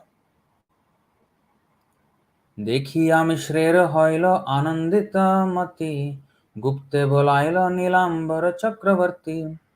When Jagannath Mishra saw the wonderful marks on the soul of his son, he became very joyful and privately called for Nilambar Chakravarti. चिह्न देखी चक्रवर्ती बोले न हासिया लग्न गणे पूर्वे आमी राखिया छिलिखिया. When Nilambar Chakravarti saw those marks, he smilingly said, formerly I ascertained all this by astrological calculation and noted it in writing. See, they're so expert astrology that they can identify the Lord also. This is, of course, if you're an astrologer not being a devotee, you cannot identify the Lord. You have to be a devotee. Astrology is not a means to identify the Lord because Naham Prakasha Sarvasya, Yoga Maya Samavrita. Only a devotee, he can identify with the astrological science. And palmistry and physiognomy and all these things. बत्रिश लक्षण महापुरुष Bhushan ei shishu ange dekhi sesab lakshana. There are so now Nilambar Chakravarti is saying there are 32 bodily marks that symptomize a great personality, and I see all those marks on the body of this child. See, Batrish Lakshan 32. पंचदीर्घः पंचसूक्ष्मः सप्तरक्तः षडुन्नतः त्रिहरस्व Prithu गंभीरो द्वात्रिंशल्लक्षणो महान्. This is a verse from what is this? Samudrika. And I actually looked up the other day. What is this Samudrika? That is the book on this physiognomy of the looking at the body and the face and the hands and telling the like something like palmistry and all that. This is a science. So this verse is quoted from there. It's in Sanskrit. There are 32 bodily symptoms of a great personality. 5 of his bodily parts are large, 5 fine, 7 reddish, 6 raised, three small, three broad, and three grave. Now, these are also what are all these, 5, 3, 7, and all these. These are also explained in subsequent verses, I guess, in Samudrikam. I did not go and actually read the text. But here Prabhupada gives in the purport the five large parts are the nose, arms, chin, eyes, and knees. So, great personality will have these things. Um, the five fine parts are the skin, fingertips, teeth, hair on the body, and hair on the head. The seven reddish parts are the eyes, soles, palms, palate, nails, and upper and lower lips. The six raised parts are the chest, shoulders, nails, nose, waist, and mouth. The three small parts are the neck, thighs, and male organ. Nowadays they say, you know, a man who has the biggest male organ, he is more, more macho, more manly. Here it is said the great personality will have a small male organ. That means those who have big ones, they are horrible, inauspicious fellows, lusty rascals. The three broad parts are the waist, forehead, and chest. The three grave parts are the navel, voice, and existence. Altogether, these are the 32 symptoms of a great personality.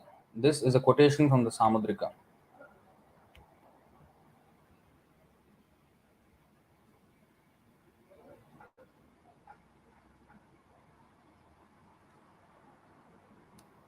In ancient Greek, even this small male organ was taken as good sign also. Yeah, I mean, I don't know about Greek now that you're saying it's good to learn that. But all these different civilizations have um, knowledge from our Vedas. In fact, the other day I saw this short, YouTube short, where some of the Red Indian tribes, um, they have this idea. Maybe I'll play for you.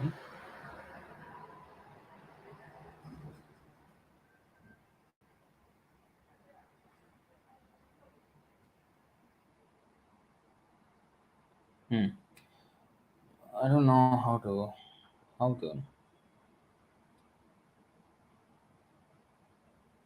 In this video. Okay, maybe I'll play the audio.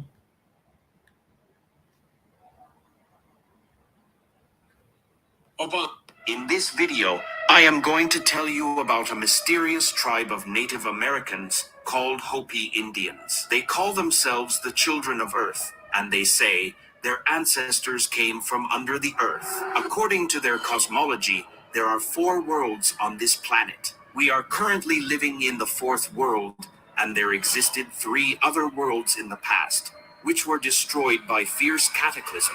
They say, when the third world was about to end in a great flood, the caretaker of the earth warned them about it, and they hid themselves beneath the ground. But when the right time arrived, they reappeared on the earth's surface, and they believe that this fourth world will slowly deteriorate, and soon every life form would become corrupted. Then the caretaker will come to this earth again and clean its impurities. This will be the end of the fourth world, and again time will run in this cyclic manner. In this video, I am going to tell you about. I don't know the veracity of this, but if you see the fourth world they're talking about, actually is the fourth yuga, the Kali Yuga, where everything will deteriorate, and then the caretaker of God will come.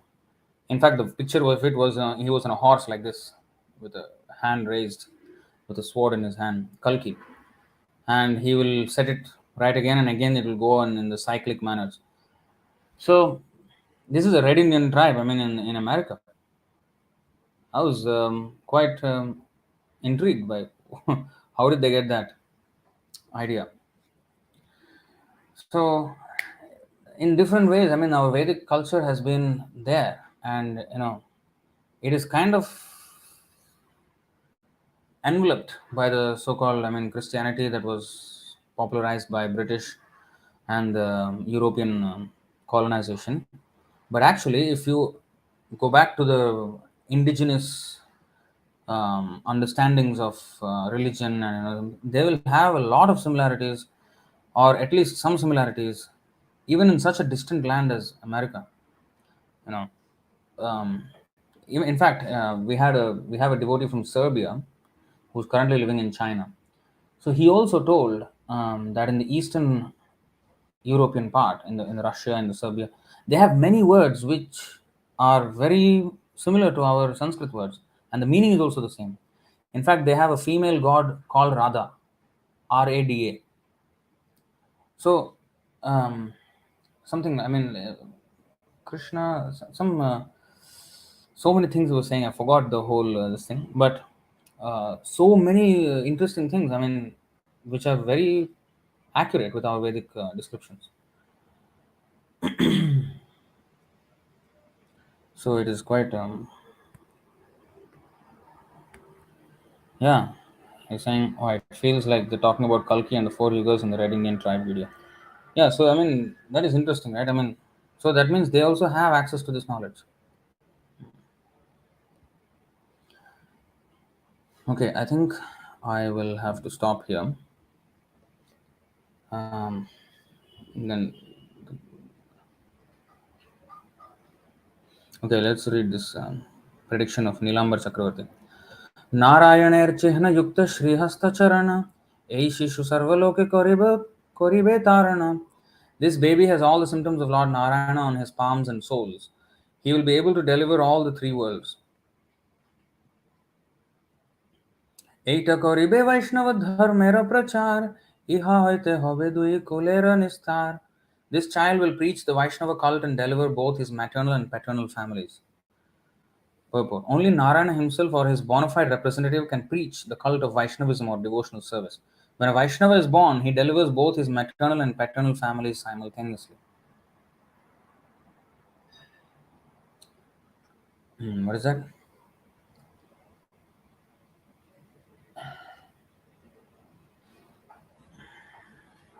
7, 9, 10. Pranam punati sakulam natu bhurimana. Pranam punati sakulam. Yeah. So a devotee, he purifies his whole family, his whole dynasty. Okay, so then proposes to perform a name giving ceremony. This we will read from in the next session. Okay, until 14th, until 17th verse we have read today. Many Russian words are very similar to Sanskrit, so that many Russian scholars claim that Sanskrit came from Russian. They say Russian Vedas. Well, mm. So anyway, that means Russian also came from Sanskrit. Um, so yeah, this is very interesting. Okay, so any questions or comments on this topic? God is formless or God have form? Well, he has form, and his energies are form. I mean, impersonally distributed all over his creation, but he has form, and even his energies are controlled by demigods who have forms. Um, so he is formless and has form at the same time. So ultimately, he has form. Formless, just like I mean, Prime Minister, the king is there in his office, personally sitting, but his rule you can see in every corner of the country. You can see that his rule is working, his law is working. So impersonally, he is spread everywhere, but personally, he is sitting in that place. So ultimately, the God is a person. Of course, that's a crude example in a human's case because human has no direct knowledge of what is going on in every corner of the country. But God actually personally knows everything what is going on in every single nook and corner of creation. Um, Goloka eva nivasati akhilatma bhuta.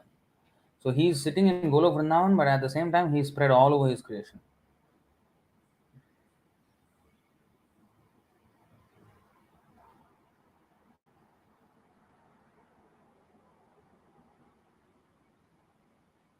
Yes, it's hard to look that way. iPhone 14 is better, definitely better iPhone and than iPhone 7. Their logic. So, so to manufacture so many iPhone 14s, um, you have to dig the earth and get cobalt, and you can have to mine all these things, and huge labor goes into that, and such people are paid very less in countries like Africa and all that, and such exploitation happens, because of which we can have an affordable phone.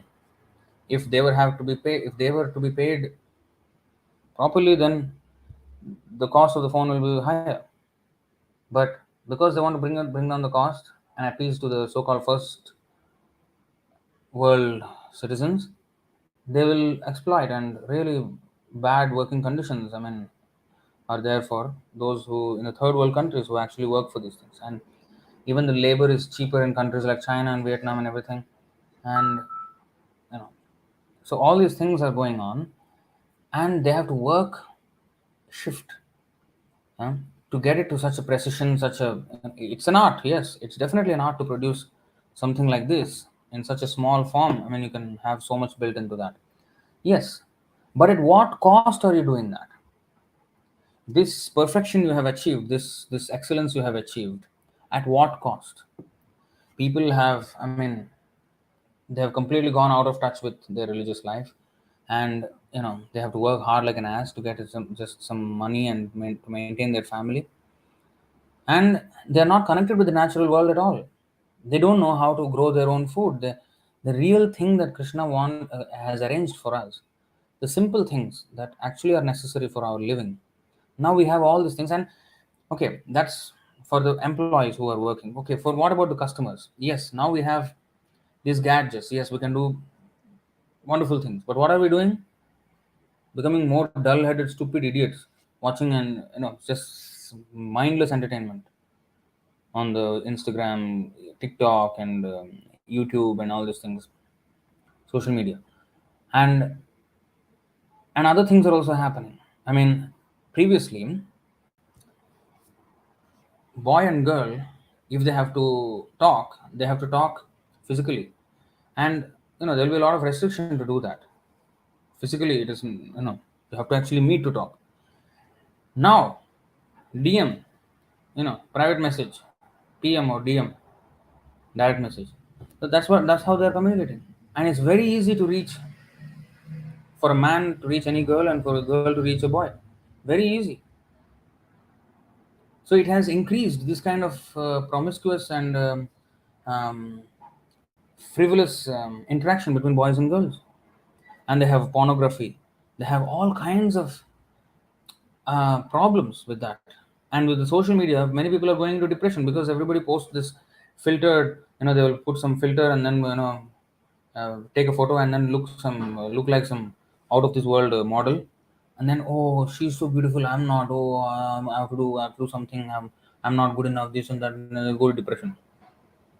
I mean, people are becoming stupid more and more. It is causing more and more problems, and people are having live streams where, I mean, talking what, utter rubbish. And that is the most popular things in the world today, and people becoming celebrities out of this. So the end result of this magnificent technological leap is actually a complete dive down to the bottom of the ocean of material existence. They think it is a huge leap. Yeah, they leaped and would dive deep into the ocean. There's no need of Dharavarte Tanaya Sahaja Graha Sangha Kulech. There's no need of whirlpool of wife to bring you down. You will also dive deep with this. That is what is happening. So we have to see Phalena Parichyate. Not just that. Yeah, it is wonderful. I mean, honestly, this requires huge intelligence and huge, I mean, work ethics. I mean,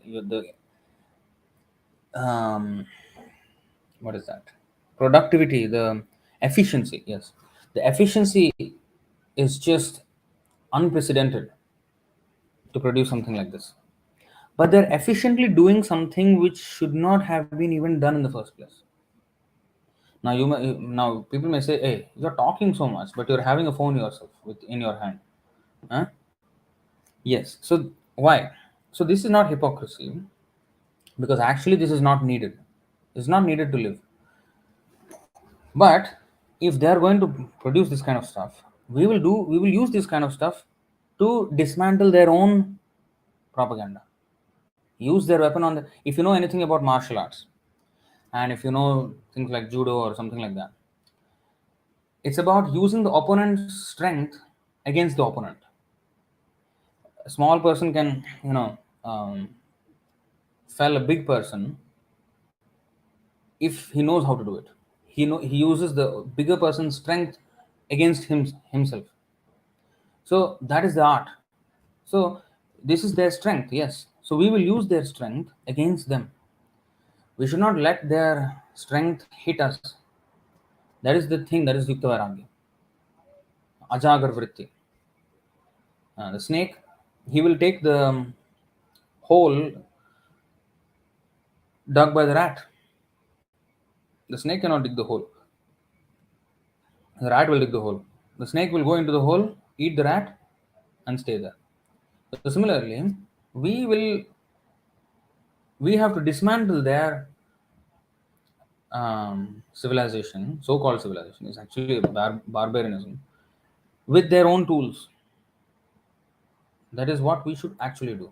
So we should be very clear in this and not be sucked into their propaganda by this.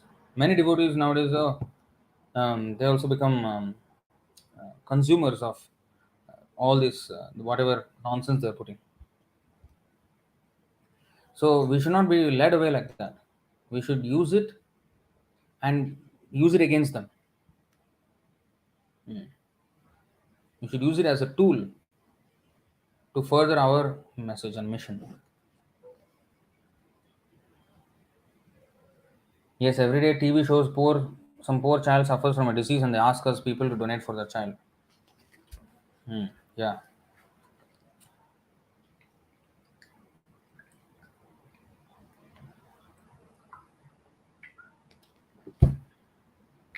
and these big millionaires, billionaires, trillionaires, they're just going scot free and making stupid vaccines and killing people.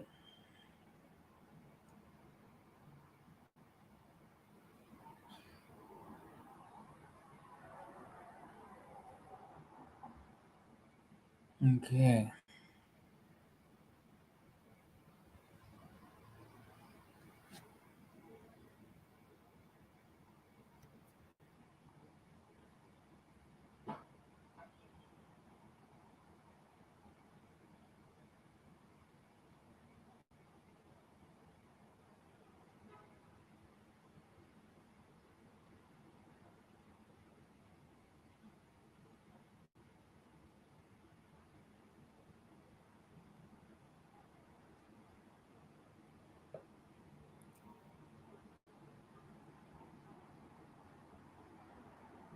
Okay. Letter to Rameshwar, 3rd August 1973. The temple is a place not for eating and sleeping, but as a base from which we send out our soldiers to fight with Maya. Yes.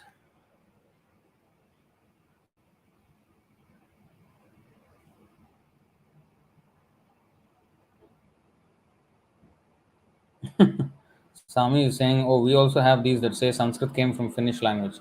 Yeah, Europe is the center for all culture and language and everything. That's what they want us to believe. Europe, ever since the Europeans started colonizing all over the world, the Spanish, the Portuguese, the English, the Germans, even the later on the Japanese. So they want to show that before they started, India and places like this were totally, like some crap places. Really needed somebody to save them, and these people actually saved Bharat and all this. That's what they want to show.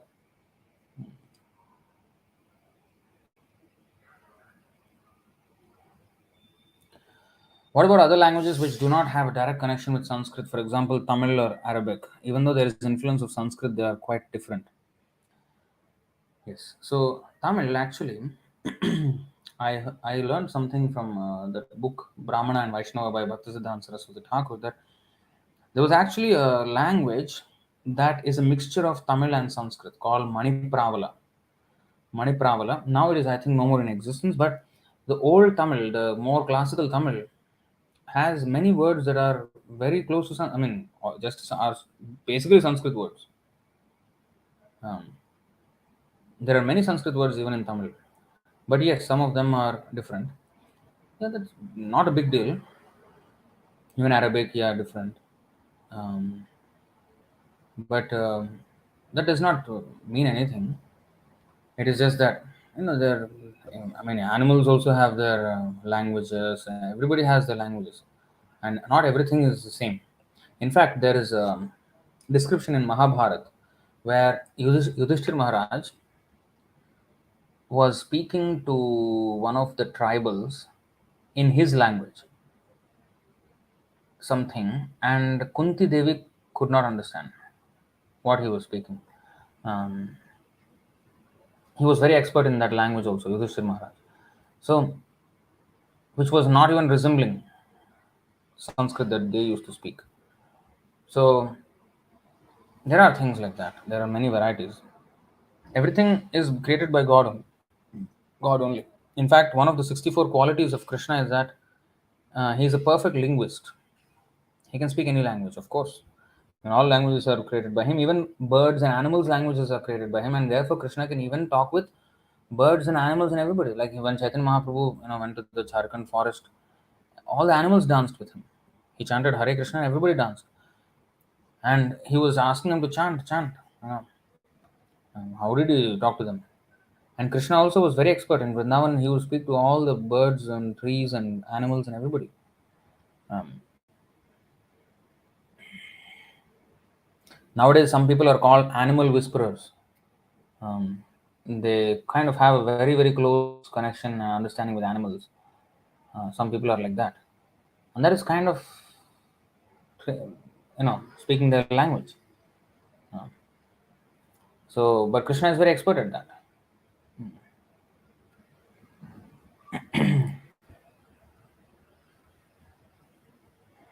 So yes, Arabic and Tamil, they may not be really similar.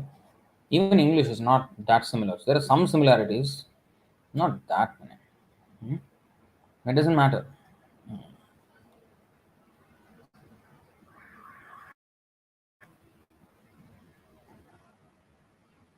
I don't know why the screen just stutters like that.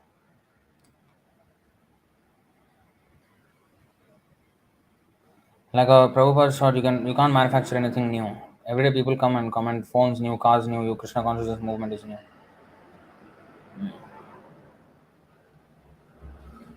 Also say that we can cook without fire.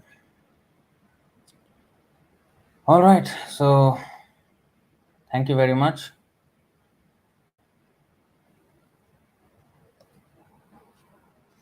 Thank you very much for your time. Chaitanya Mahaprabhu ki jai, Chaitanya Charitamrita ki jai. Nitai Gaur Premanande, Hari Hari Bol, Shri Prabhupada ki jai, Anantapuri Vaishnava Vrinda ki jai. Hare Krishna.